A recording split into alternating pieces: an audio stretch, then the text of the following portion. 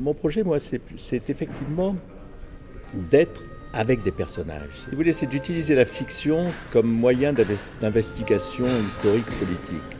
Et moi, c'est toujours ce qui m'intéresse, c'est de comprendre les processus. Quelquefois, les gaffes sont extrêmement éclairantes.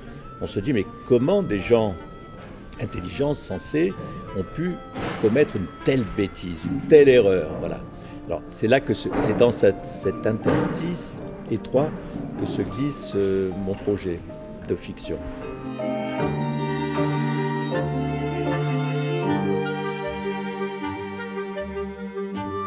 On y va. Tu peux te pencher un peu plus vers le...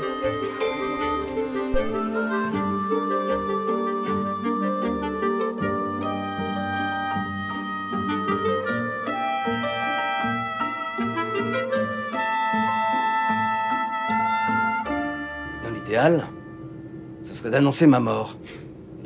Et là, Hollande, je le plante pour de bon.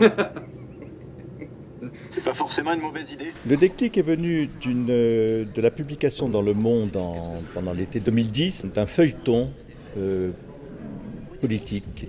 Et c'était écrit par deux journalistes du Monde, Françoise Frézoz, qui travaille au service politique du Monde, et Pascal Robert Diard, qui est une spécialiste de l'actualité judiciaire. Nous sommes inspirés de leur travail pour faire quelque chose qui soit dans cet esprit, c'est-à-dire la réalité, la fiction, le rêve, la fantaisie, un mélange qui est curieux et très excitant pour nous, qui présente des personnages réels dans des situations mi-tirées de la réalité, mi-imaginaires. Vous êtes l'homme du Veldiv, du refus de la guerre en Irak, de l'opposition au Front National. Très bien, très bien. Tout ça, c'est derrière moi. Aujourd'hui, je regarde l'avenir. Le film est basé sur l'idée que Jacques Chirac pense qu'il a encore un rôle à jouer et qu'il est influent dans cette campagne électorale et qu'il règle des comptes avec Nicolas Sarkozy, qu'il a trahi en 1995 et qu'il soutient François Hollande pour faire battre Nicolas Sarkozy, mais aussi par affinité politique, par affinité de conception politique, c'est-à-dire plus le sens du compromis que de l'affrontement direct qui est un peu l'image de marque de Nicolas Sarkozy. Enfin, si je devais résumer, je dirais que je me fais royalement chier. Sauf quand je te vois, au Pinot, ou quand je pense que François Hollande va flanquer une raclée à Nicolas. Avec mon aide. Parce que sans moi, j'ai peur qu'il se fasse rouler dans la farine. Il est encore un peu vert, beaucoup trop gentil. C'est un vrai régal d'écrire à la manière de... Voilà. Et alors on essaye de rentrer dans la pensée, dans la logique de pensée, et quand on trouve la logique de pensée, on trouve les mots viennent automatiquement. Et je me rends compte, puisque maintenant j'ai plusieurs semaines de tournage derrière moi, que les acteurs s'y retrouvent très bien, quoi. Ils sont dans les mots parce que ces mots sont dans la vérité des personnages qu'ils interprètent.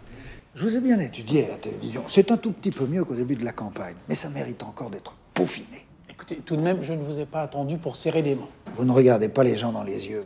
Quand il s'est agi au départ d'incarner Chirac, j'ai pensé à Bernard Lecoq parce que je venais de tourner avec lui un film qui s'appelait Isabelle disparue, et j'avais eu beaucoup de plaisir à rencontrer ce comédien qui est d'abord un homme absolument délicieux, charmant, et très intéressant, un très très grand comédien.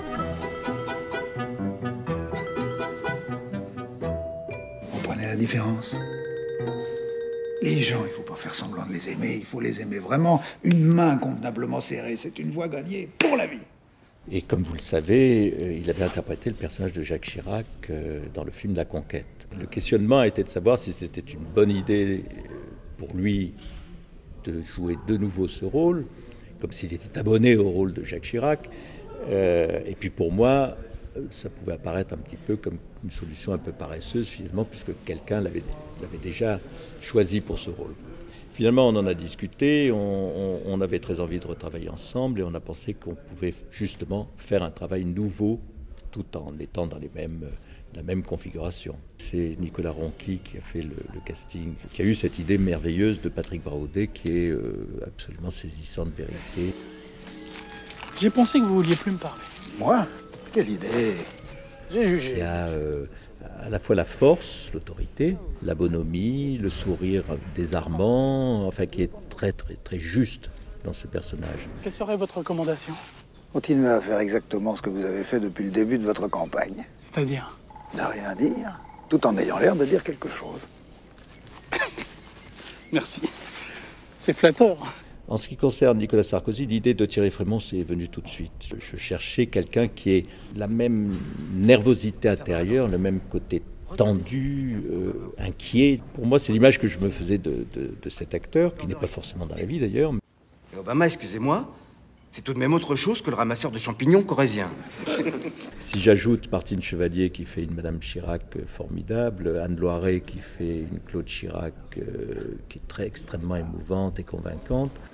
Tu veux pas venir t'asseoir, papa? Je suis content de cette distribution parce que j'ai l'impression de donner des chances au personnage. Chaque acteur lui donne sa vérité, sa crédibilité d'abord, sa vérité et son poids humain. Quoi qu'il en soit, mon choix est arrêté. Je voterai Pompidou. Pompidou? Vous voulez dire François Hollande? Qu'est-ce que Pompidou vient faire là-dedans? Vous savez, Bernadette, il devient de plus en plus difficile d'avoir une conversation suivie avec vous. Ce qui est très important en tout cas dans mon projet, c'est-à-dire de ne pas avoir au départ le bon, le méchant, le moins bon, tout ça ne m'intéresse pas tellement dans ce cadre-là. Je montre des gens qui sont animés par une ambition, qui sont aussi portés par une sincérité, par un engagement, et j'essaye de montrer comment les choses se passent entre eux.